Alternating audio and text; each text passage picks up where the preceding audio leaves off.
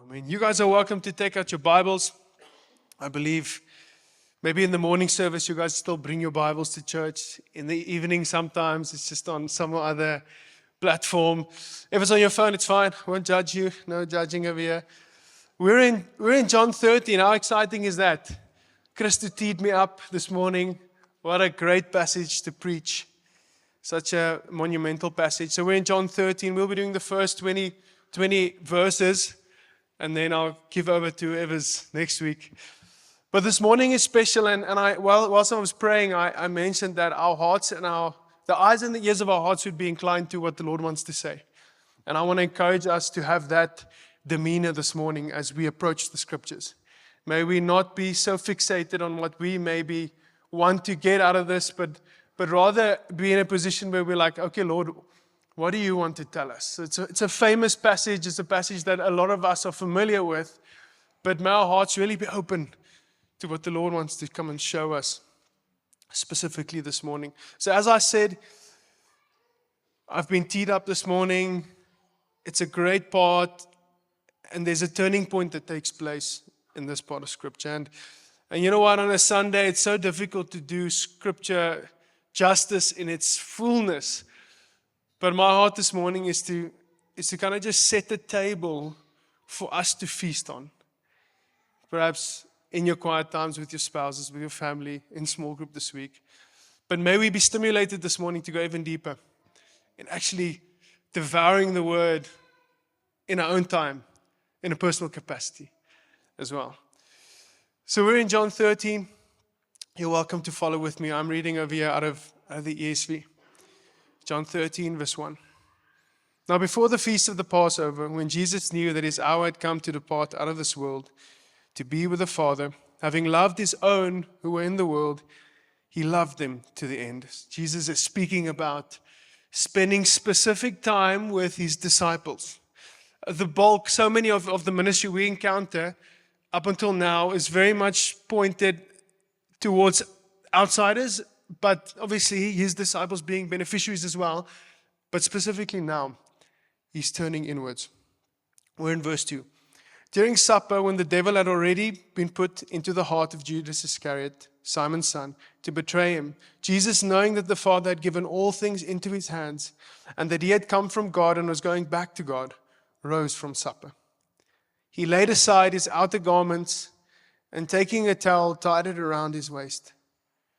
When he poured water into a basin and began to wash the disciples' feet and to wipe them with a towel that was wrapped around him, he came to Simon Peter, who said to him, Lord, do you wash my feet? Jesus answered him, what I am doing you do not understand now, but afterward you will understand. Peter said to him, you shall never wash my feet. Jesus answered him, if I do not wash you, you have no share with me.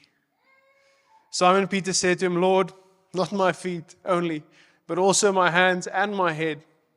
Jesus said to him, the one who has bathed does not need to wash except for his feet, but is completely clean. And you are clean, but not every one of you. For he knew who was to betray him. That was why he said, not all of you are clean. Verse 12. When he had washed their feet and put on the outer garments and resumed his place, he said to them, do you understand what I have done to you? You call me teacher and Lord, and you are right, for so I am. If I then, the Lord and teacher, have washed your feet, you also ought to wash one another's feet. For I have given you an example that you should also do, just as I have done to you. Truly, truly, I say to you, a servant is not greater than his master, nor is a messenger greater than the one who sent him.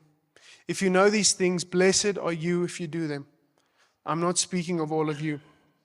I know whom I have chosen. But the scripture will be fulfilled. He who ate my bread has lifted his heel against me. I'm telling you this now, before it takes place. And when it does take place, you may believe that I am he. Truly, truly, I say to you, whoever receives the one I send receives me, and whoever receives me receives the one who sent me. It's difficult to stop here, right? There's so much churning underneath the surface. But Jesus is building up to a monumental moment where he wants to basically lay down what he's been preaching. He wants to lay it down and put it to practice and try to not only connect with the hearts of these people by means of word, but actually by means of deed as well. I mean, up until this stage, there's a big part of this group that's most probably in denial of what Jesus has been preaching to them regarding him leaving. And now he goes down to the lowest form to serve them and to connect with them. And I mean, if you just look at the first 20 verses, it's very easy to maybe see an overall theme of cleansing or perhaps separation. We have this theme of washing feet. We have this theme of identifying someone that's going to betray. But there's more to this text this morning. And I mean, as we go on through the chapter in the coming weeks, what I'll be preaching this morning, and what I'll be trying to put straight this morning, will come into fulfillment and fruition even more. So this is just like the start of something. So you see Jesus washing his disciples' feet, which is a big moment. It's almost, to some denominations, they see it as sacrament. For us in Shofar, we don't see it as a sacrament. But there's a big moment of him doing this. And then we see Judas leave as well. We see purification and separation, but a big theme we encountered in this text this morning, and I want you to be open to this, is the fact that Jesus is showing love on a next level. He's been doing miracles, he's been doing wonders, he's been healing people, he's been doing all sorts of cool things, but now he steps out of the mold of what a classic Jewish man would ever do, and he loves on his people by going low. Scripture mentioned, as I said, having loved his own, Jesus turns his focus to his disciples. There was a lot of ministry going on, and we don't necessarily see everything in the scriptures. He obviously had great devotional times with his disciples, I believe. But at least for us to read, we see him turning inwards and being like, I want to love my own people. Make sure they're on the right page. We start seeing a repetition again of Jesus' coming departure. So previously, if you guys were with us in chapter 7, Jesus speaks about his coming departure. Then we encounter it over here in verse 3. Later on in verse 16 and 17, it starts to mobilize even more. But we see this theme of Jesus speaking to his people and telling them, listen, where I go, you cannot go. And he's saying these things, and it's almost as if Jesus is playing a game with them. If I were a disciple, I'd be like Jesus, can you just shoot straight with me? Can you just tell? And honestly, guys, even if you were to shoot straight and say things as it was, I don't know if they would be able to see.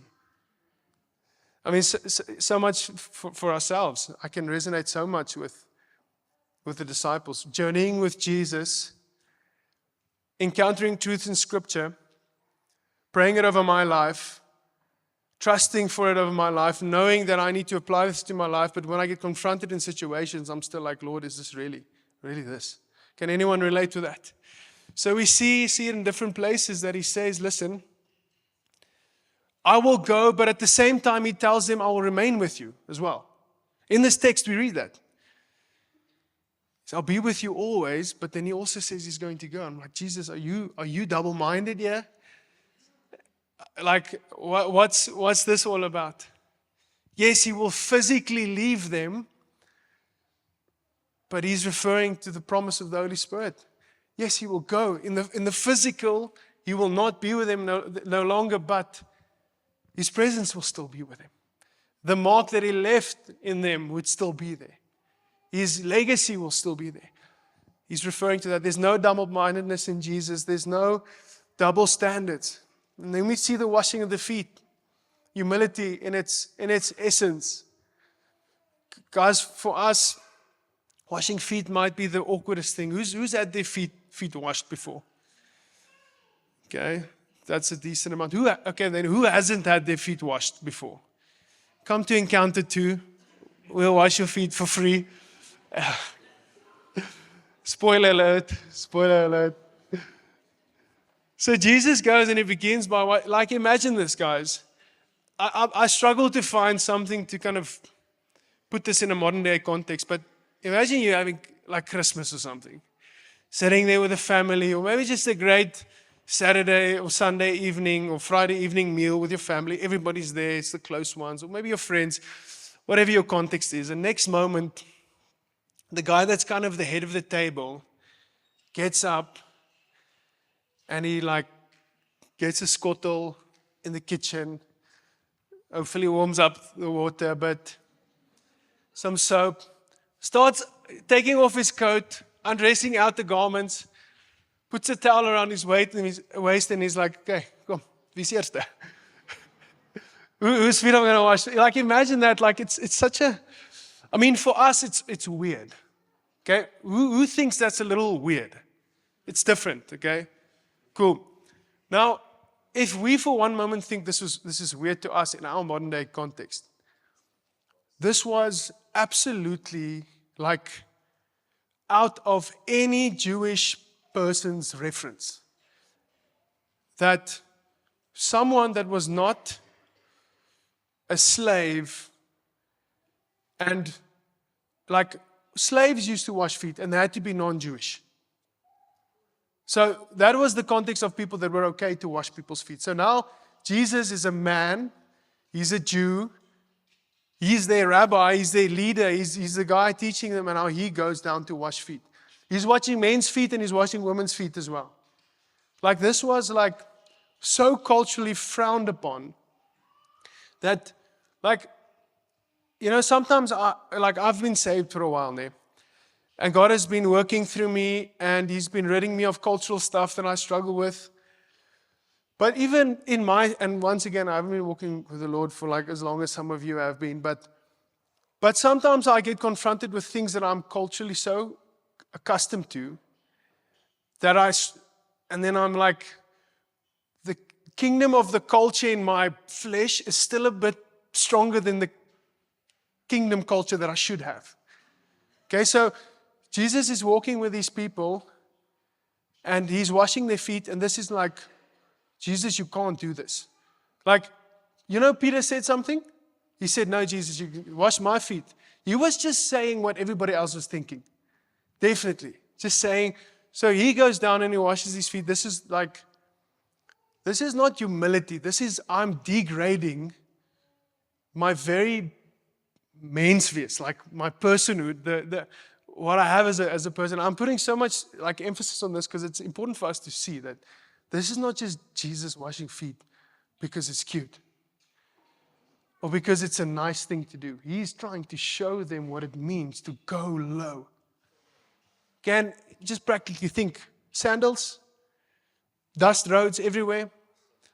Like, it's not like, hey, they took their shoes off, took their socks off, and now it's this great spa treat. This is like rugged, guys. Like rugged. Okay, you're getting the picture.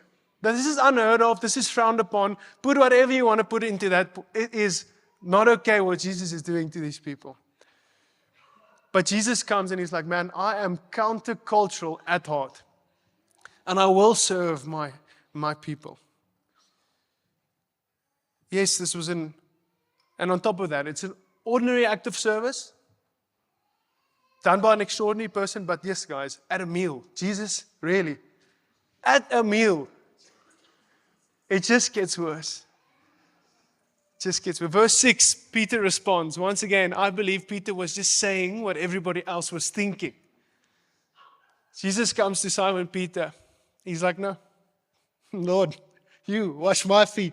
There's no way. Verse 6, Jesus responds, what I'm doing, you do not understand now. But afterward, you will understand. And he's actually just going over their heads completely.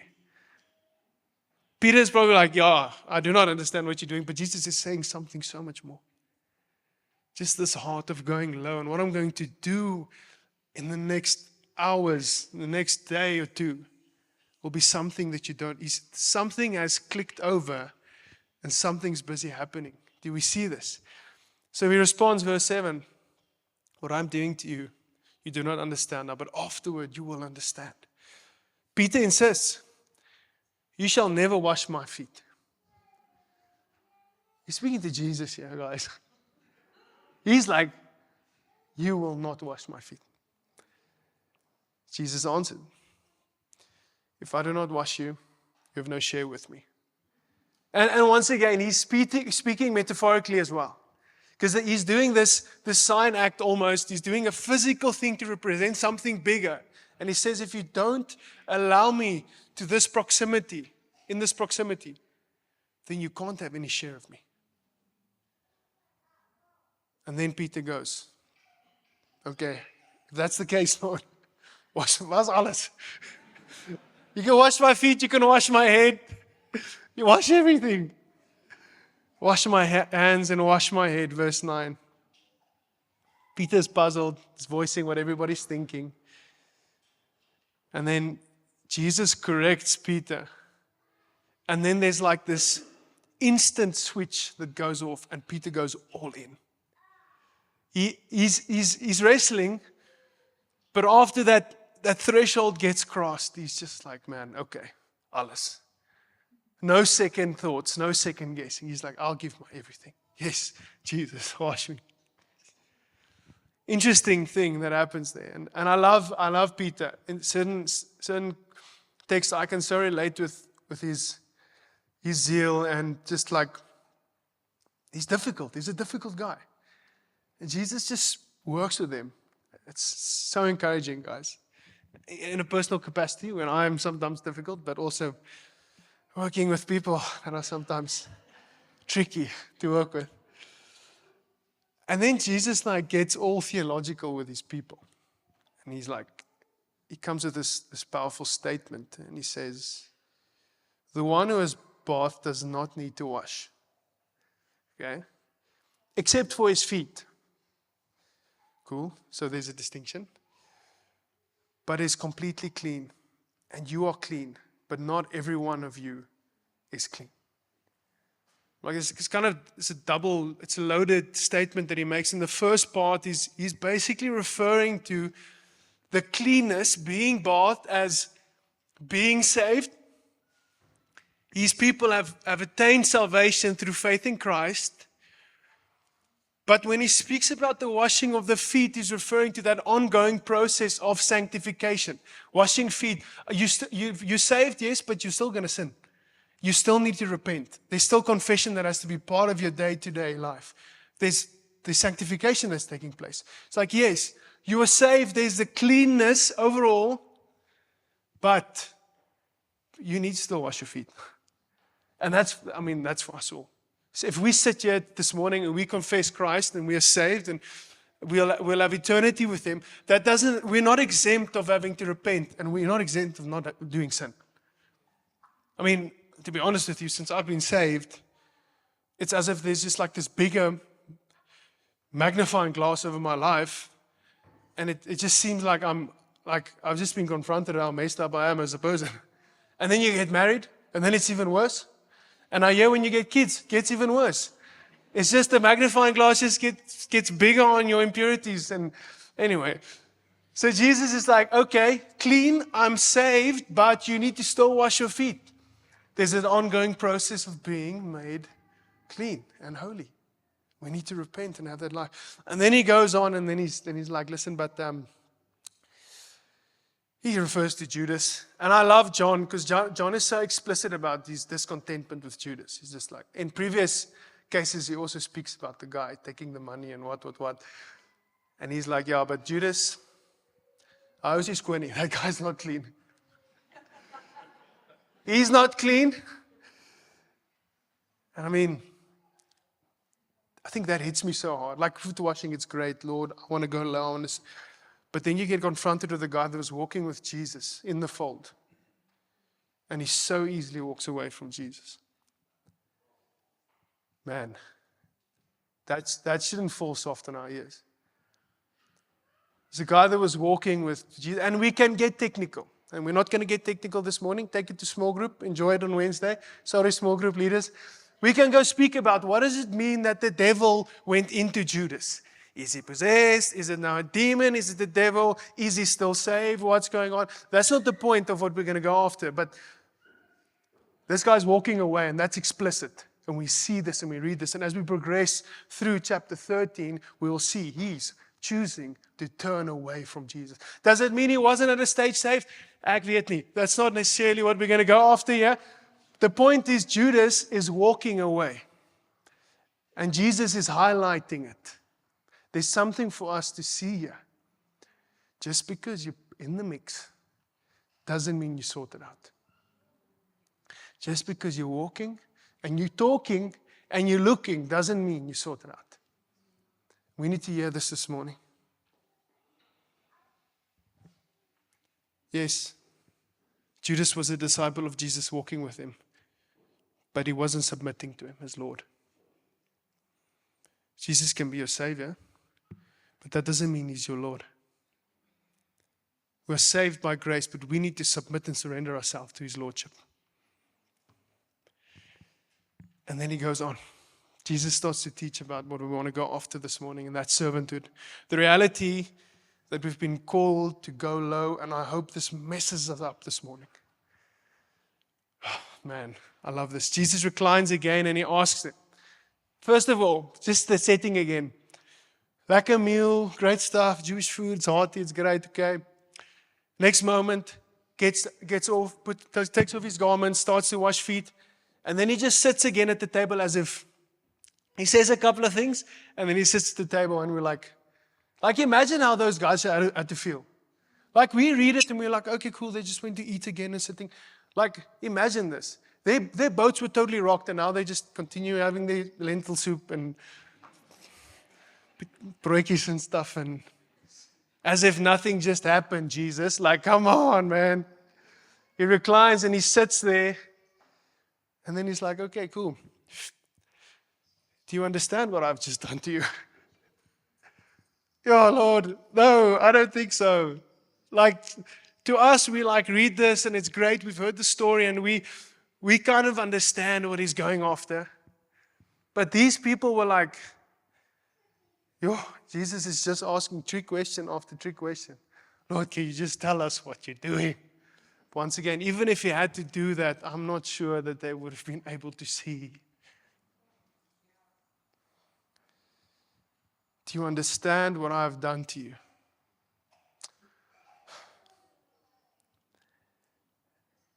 And then he goes to verse 14. It's beautiful. If I then, your Lord and teacher, have washed your feet, you also ought to wash one another's feet. And I love it. I love it. I love it. I love it because Jesus goes to the total extreme in this example. He breaks their boxes of what it means, what he's allowed to do, and what. And he's been doing it. He's been doing stuff on the Sabbath. He's been flipping over tables. It's been crazy. But yeah, he gets so personal with these people, and he takes it to the furthest extent, and it really stirs my heart because sometimes we're so okay with just doing the bare minimum in our follow of Jesus. Be a nice guy. Give my tithe. Serve every now and then, be great, read my Bible, pray, whatever. But Jesus goes the extra mile every single time. And this confronts me so much this morning, and I hope it confronts us as well. He goes and he says, this is what I've done to you, this is what you've been called to do. Go wash people's feet. Go be a servant. Break the barriers and the boundaries of culture that says, no, I can't do this. Because the kingdom of God is at hand, and that's what matters. And that's what needs to penetrate our hearts this morning when we read this text. Lots of other things, but specifically this thing. Servanthood, guys. We are not exempt of going low before people. We can't sit here and put our hands in the air and not go down on our knees and serve. We can't. Something's wrong if we do that.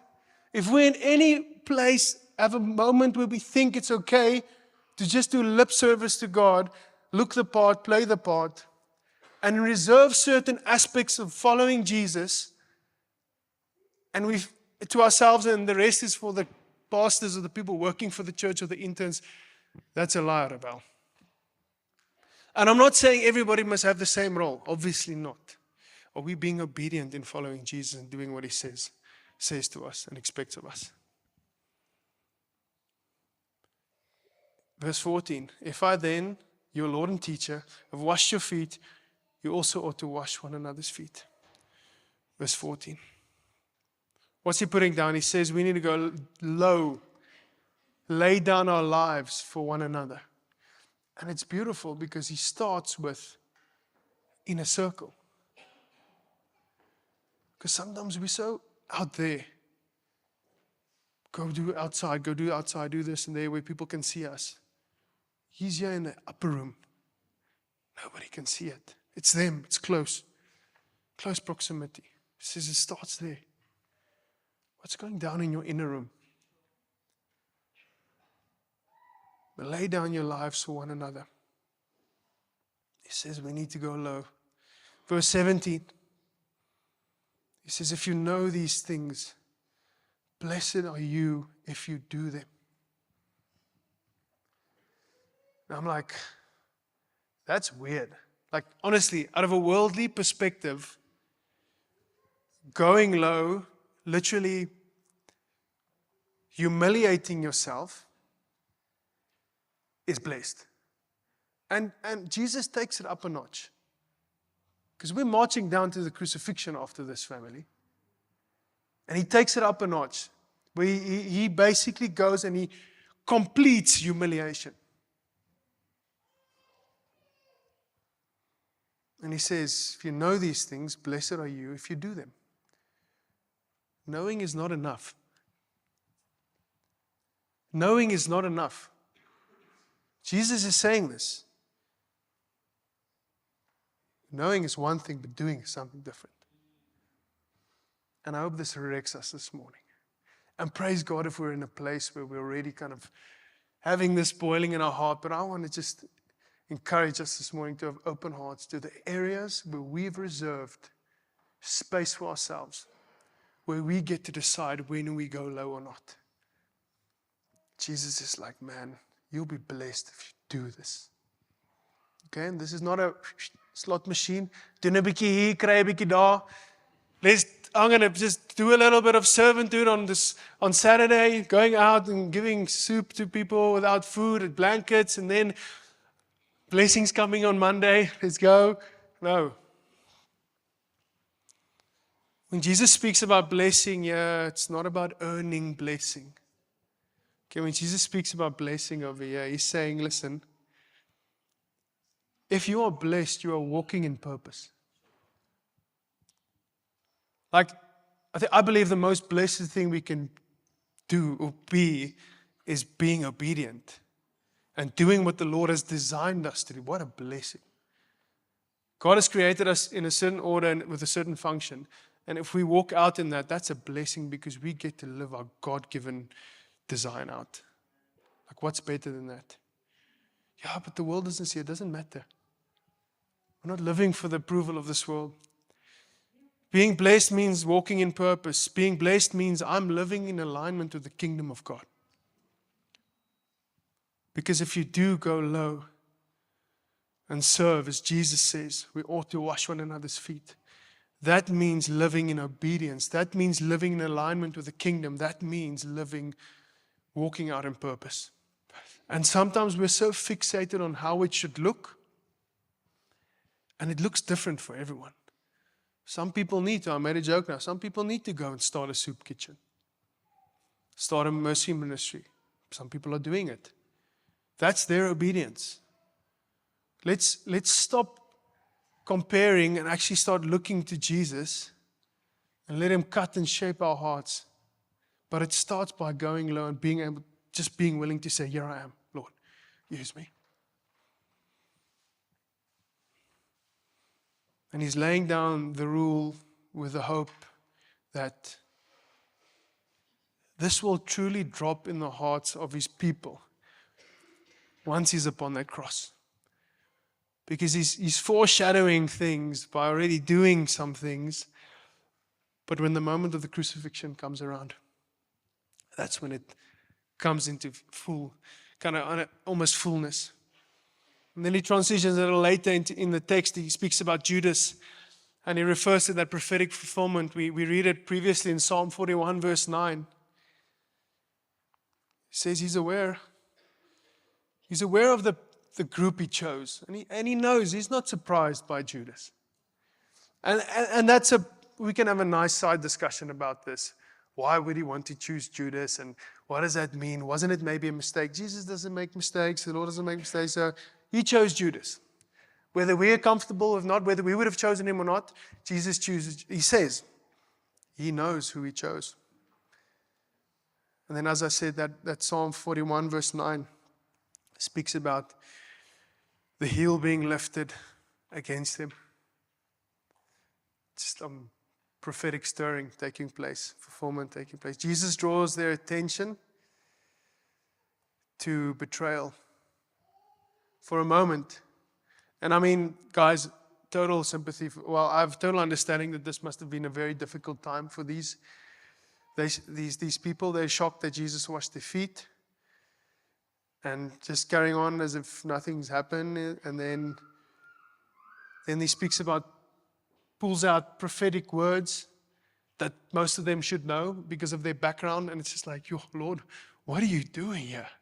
You're saying all these things and you're doing all these things, but what are you trying to get to? But he's just unfolding these things to them.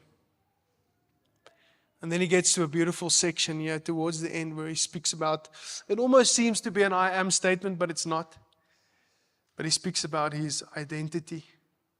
And it's almost as if he's put all these things out there.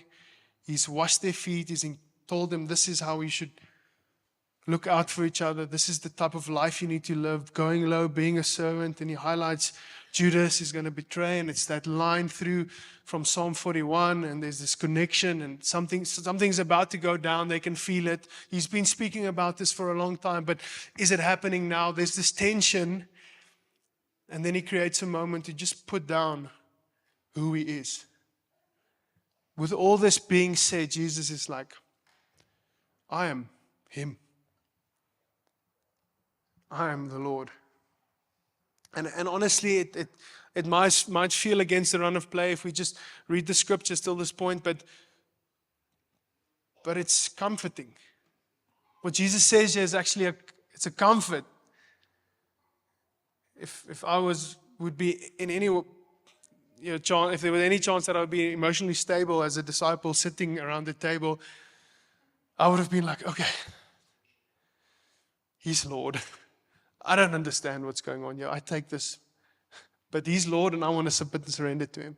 So there's this moment where he says that. And obviously in public settings, Jesus makes it clear. I mean, if you just think about the number of times he offended other Jews and the Pharisees with the things he said about his identity, Jesus is now putting it down for his people. He's like, listen, I'm Lord. Makes it clear his identity.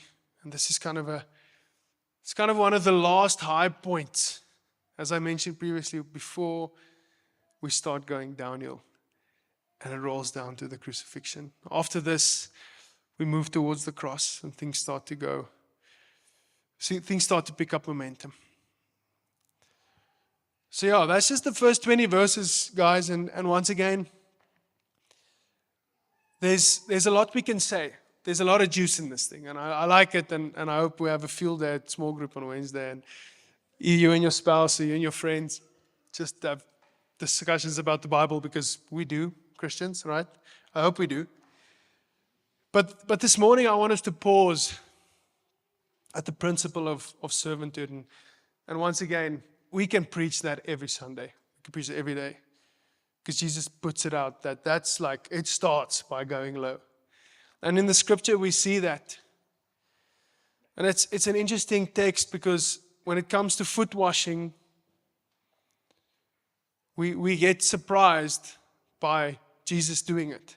And perhaps we're familiar with it, so it's the surprise factor is kind of weaned. But hopefully you see it through other eyes this morning.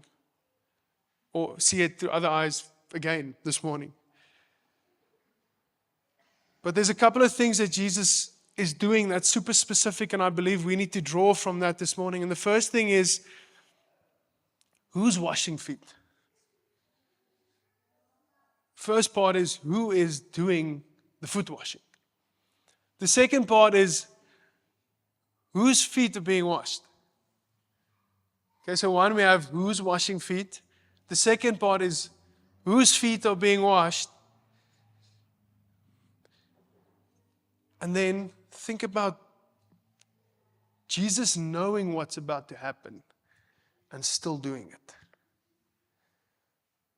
So this is crazy, because when Jesus goes and he gets up and he takes off his outer garments and grabs a towel, he had to tell someone, He had to tell someone beforehand, getting the towel ready, having the wash basin ready. But anyway, in that moment where he gets up, signs for the person in the kitchen, and they bring the stuff. Okay, in that moment, we can get confronted with Jesus is taking off his authority. Because in the process of taking off his outer garments and going down to wash feet, he loses power in the sight of man. Like for them, it was like Jesus is like stripping himself of authority, like literally. But actually, he's just showing us and them what true authority looks like. And taking away what seems like something to man and stepping into kingdom purpose. And I want to leave us with that this morning. I want to ask us to take a moment to think about that. Think about who's called to wash feet.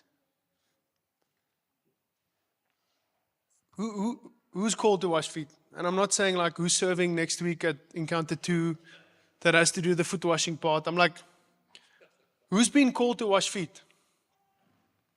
Who's been called to servanthood? Who's been called to lay your life down? Because I mean, honestly, we put people in categories sometimes. We think about our friends at FF going into the nations and serving as missionaries, and it's almost as if we sometimes think like there's a distinction to be made. Like, yeah, they are. I'll give my helkies and I'll support and go. Okay? And like we're laughing about this, but it's true, because sometimes we feel like, I'm working a corporate job in Klerksdorp, and you know what, I'm just like, I can't do that.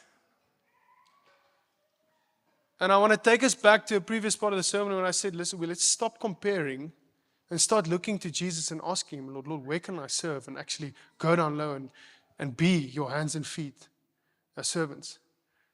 So who's washing feet? Okay, and then I want the second question. Hopefully that one is in place, because the answer is pretty simple. It should be us washing feet, us being servants.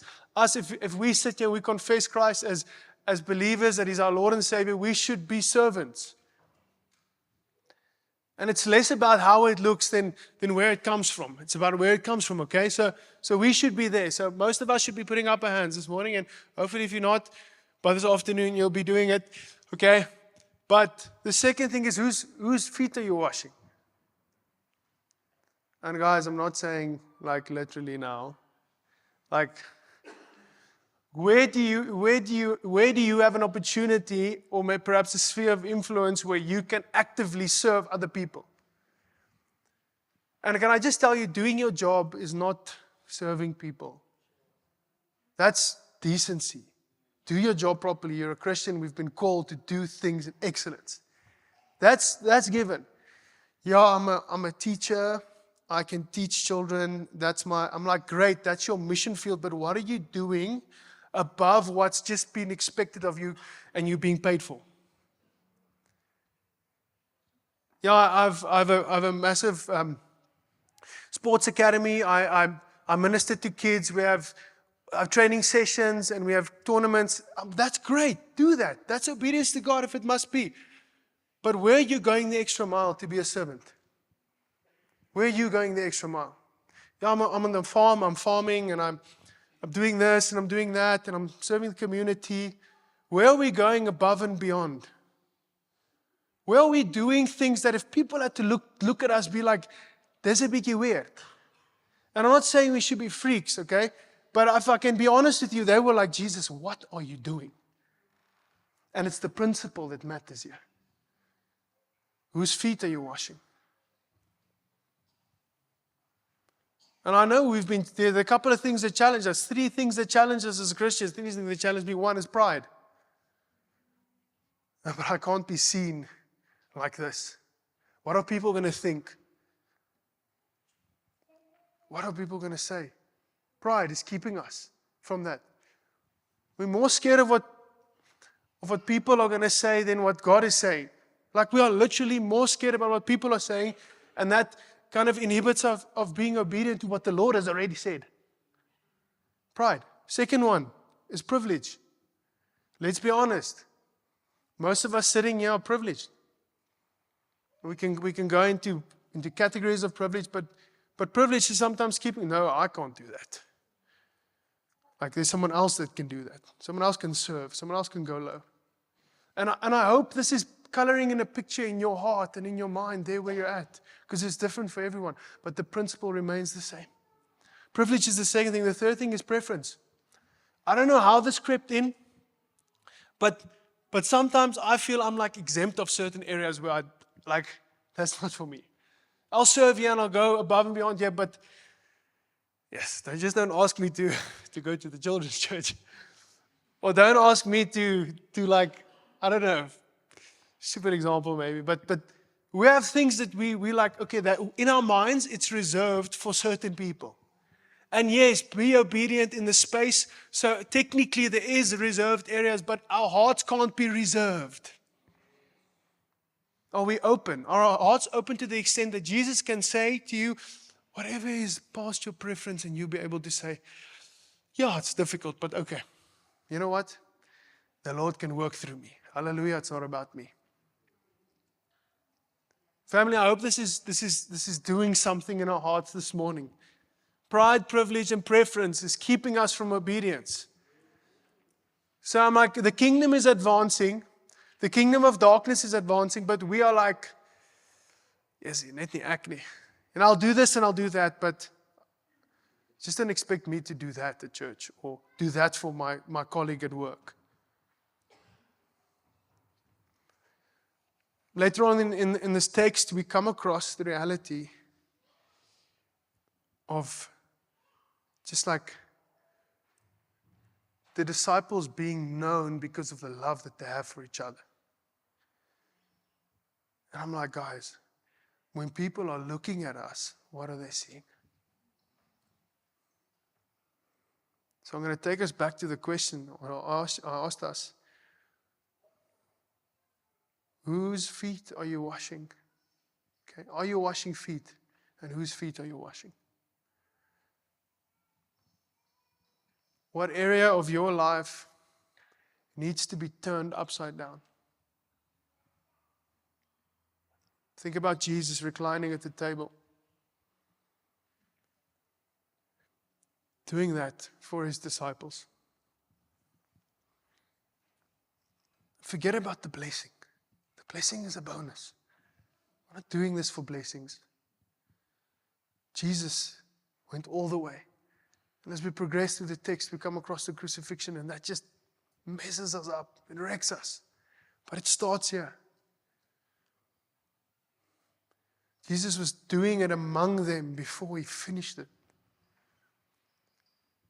I want to ask us this morning, whose feet are we washing? Where are we going the extra mile? Not caring about what the world thinks, but caring about what God says. That's scary ground we're trading if we're more worried about what people are saying and thinking. The band can come up.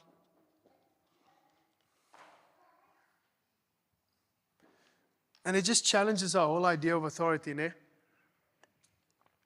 This world is like, yeah, if we have authority, we need to learn, we need to lead from a certain position, or we need to have a certain power. and it looks like a top-down kind of authority. And I understand sometimes we're in corporate settings and God has put us there and there's a hierarchy to follow, and that's the culture of the business. But that doesn't make us exempt of actually following the culture of the kingdom first. And like honestly, like for me, I'm going to be super honest. My life is set up to live this a little easier than most of you. I'm a pastor. I get paid to do some of these things, okay? But it comes out of a heart's position of like, I'm not doing it for that. But like my life is, like my time is being bought out to minister and to go low. So I'm like, this is a biggie van a cheat code, and I'm privileged. And I need to check my heart in a different way than you need to. So I acknowledge that. For me, it's easier for me. But some of you are being doctors in very rough places, and your work is already super hard. And now Jesus is like, go low.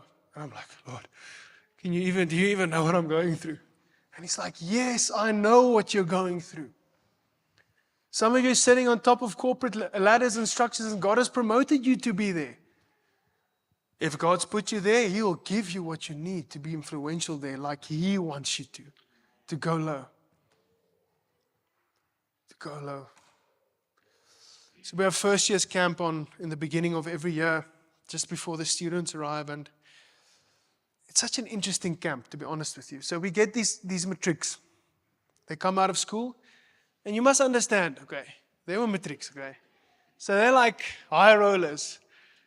They're up there, and then they come into this camp, and it's like, look, they don't try, but they compete. They did school, and I did this and that, and everybody's trying to put their best foot forward. And it's interesting because then they go to res, and then they get zeroed, right? And we can have a separate discussion. I don't think it's necessarily good, but there are some God-fearing people that actually try and change the narrative. But then they go to courses, most of them, some of them. And then they make it clear that they are nothing. Okay? But on this camp, we have this crazy opportunity to just flip the narrative, really.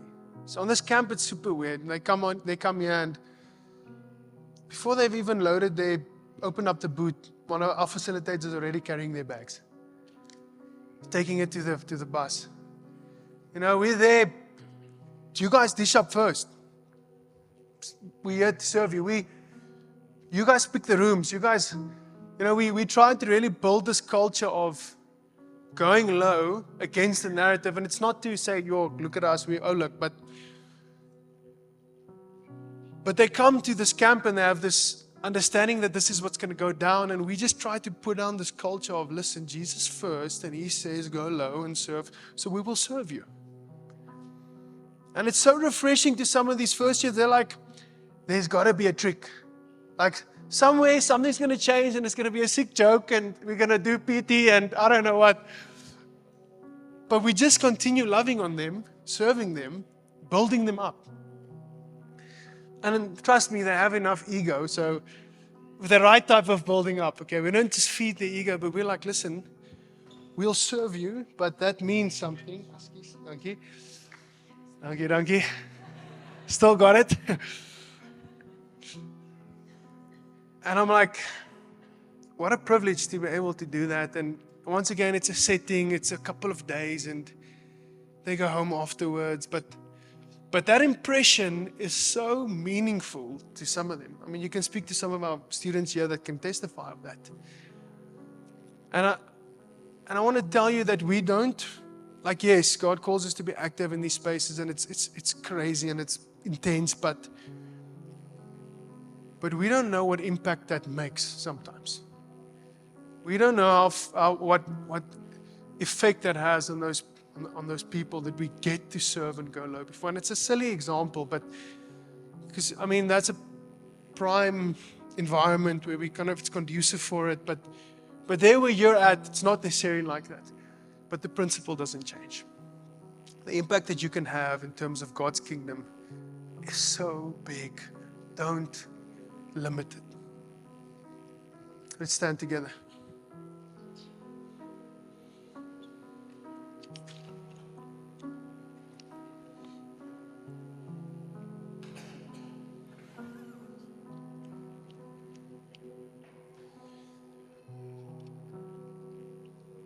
I believe my prayer this morning for us all is that God would show us what it means for us in our specific space, what it means for us to go low and to be servants. First of Him, secondary we'll serve and love people, but that God would show you where you are wrestling, and perhaps you're in a place where you're just amening the sermon and you're like, yeah, man, this is in my heart. I'm doing this. I'm trying. Please pray for me. I want more of it. But perhaps you're really confronted this morning. Some of us have been sitting here this morning and we're like, you thought you were doing quite well until you heard this word, and now you're like, moet ek nog dieper gaan. I'm like, embrace that, guys. Embrace that. We serve a God that is great. We serve a God that is mighty. He can take us deeper. He can broaden your capacity to love. And some of us, you're like, my werk, jy verstaan nie. Yes, my job is killing me, man.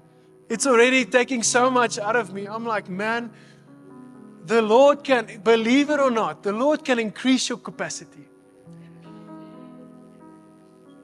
I remember when I was appointed as a student pastor, or a student leader before I was appointed as pastor, my heart wasn't for students, sorry, that's just being honest. I was a pretty straightforward, straight and narrow student. I didn't do so well academically, but I went to class, I didn't drink, I didn't party, so I was really like a good student, making my parents proud.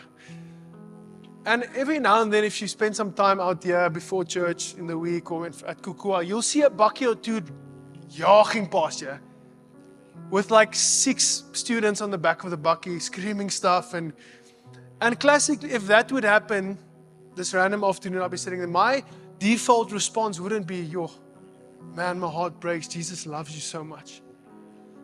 You don't want to know where my mind went when that happened. I was like, come, I'm going to give them klapper today because they need to be sorted out. Firstly, who gave you that Hilux?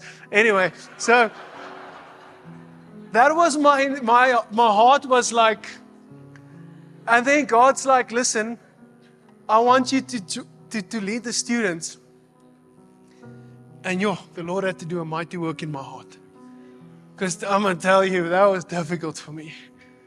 Yes, I loved them, but I wanted to discipline them. That was like more like, but the Lord softened my heart to break my heart for what broke his and breaks his.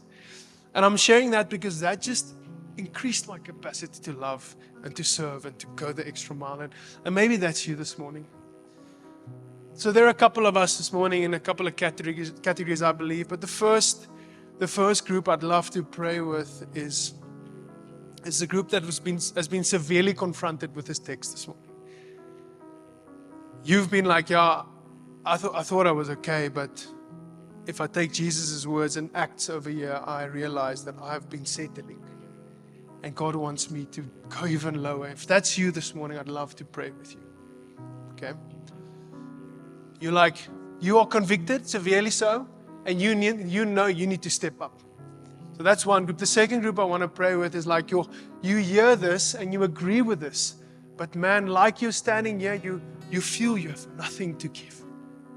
You are empty, you are depleted, and like the idea of going low and pouring yourself out, you love it, but you just can't see yourself doing it because you're so empty. If you're in one of those areas this morning, I would just like you to raise your hand. I would love to pray with you. If you can relate with any of that, you can just put your hand up nice and high. I love to pray with you. That's amazing. Can you keep your hands raised there for a moment? Can I ask that those that are around these individuals can just come close to them, and if you're comfortable, just put your hand on their shoulders. I'd love to pray with you. And whilst I pray, I want to encourage you to also just pray over them. Pray that the Lord will increase your capacity. Pray that the Lord will increase your ability to respond to your convictions, to lay down your life this morning. So if that's you, just put your hands out in front of you. I'd love to pray with you.